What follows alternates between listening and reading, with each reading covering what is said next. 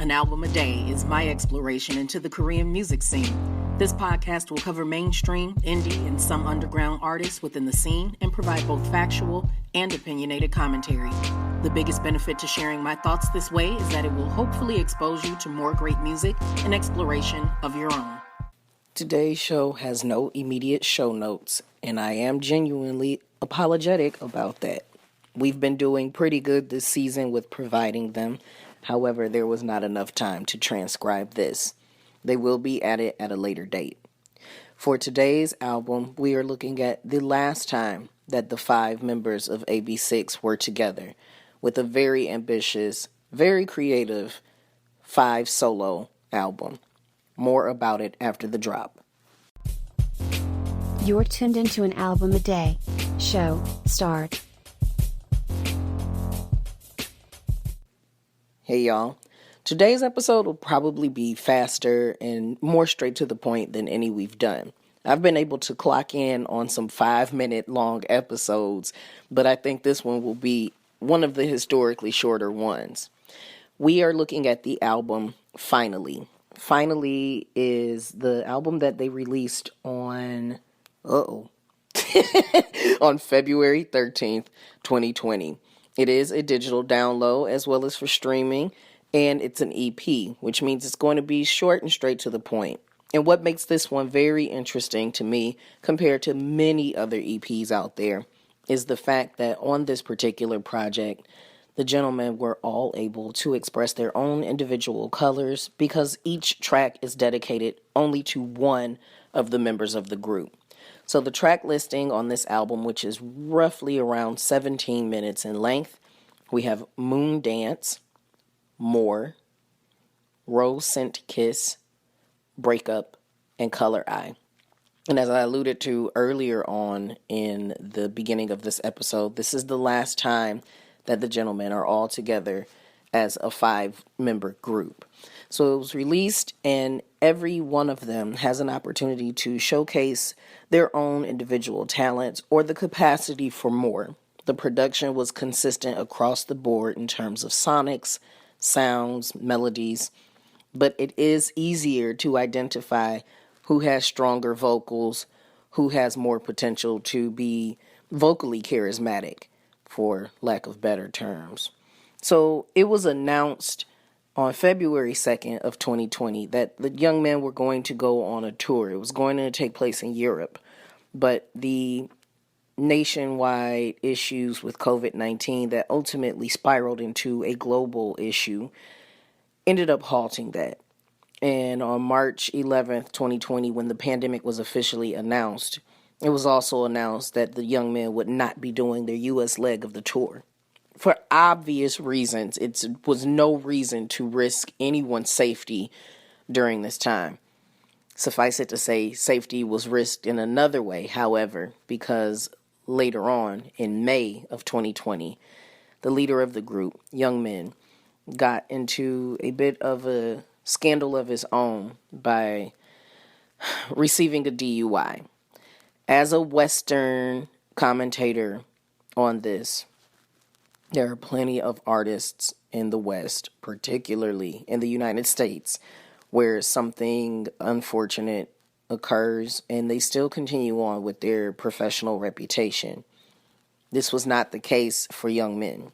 Young Men took the responsibility upon himself to issue an appropriate apology and express his absolute disappointment in himself and how it impacted his group. And eventually, on June 8th, it was announced that the young man would be leaving the group officially. I needed to take a moment to kind of process that because my brain is like, well, no one was hurt. Why couldn't he come back? No, it's not quite the same. First off, that's a Western gaze on a culture and a country that handles these type of things much more differently than what I've grown up to experience. Secondly, this is apropos. This is a rookie group.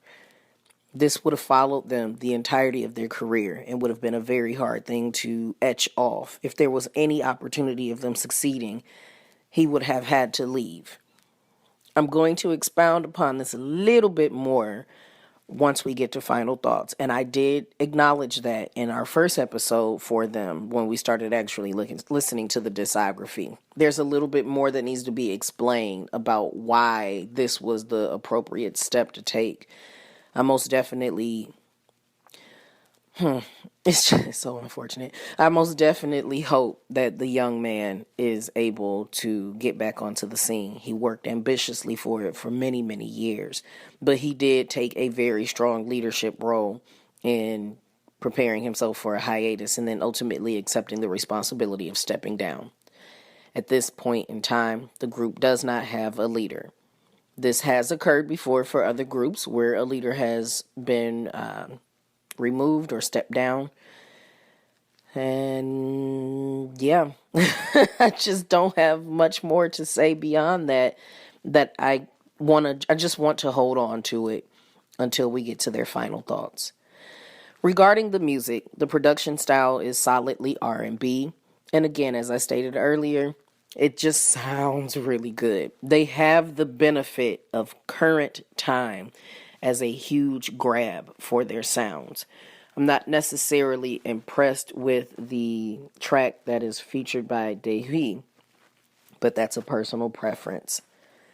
K-pop fans, on a scale of 1 to 5, with 5 being essential listening and 1 not worth mentioning, the A3Day ranking on this is a 5. Very, very smart of a rookie group to present individual colors on an EP for people to grow in their appeal and interest of the artists individually as well as a collective group. Select songs from this small EP are now added to the hashtag A3Days playlist on Spotify, as well as some of the songs from yesterday's episode as well. And we have one more album to go with the gentlemen before we jump into their final thoughts. I'll catch you in the next episode. Bye, y'all. Your favorite foreign Korean music historian exploring all the industry from A to Z.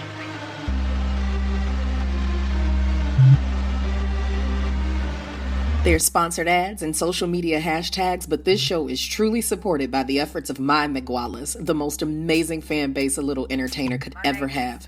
Special shout out to my Patreon patrons, the student body, the scholars, and the staff who keep my vision of becoming your favorite foreign Korean music historian exploring all the industry from A to Z a real thing. If you're interested in supporting the growth of this content, please visit patreon.com/multifacetedacg. And for as little as $1 a month, you can get in on the magic too. Interested in continuing your support at the free $99 price? I'd love you for it. You can still engage with the show and me, your lovely host, when you retweet, repost, and share the show and use hashtag A3 and the word day. Please consider leaving a few stars or a review on Apple Music, iTunes, IMDb, or Podchaser to keep things growing in the right direction.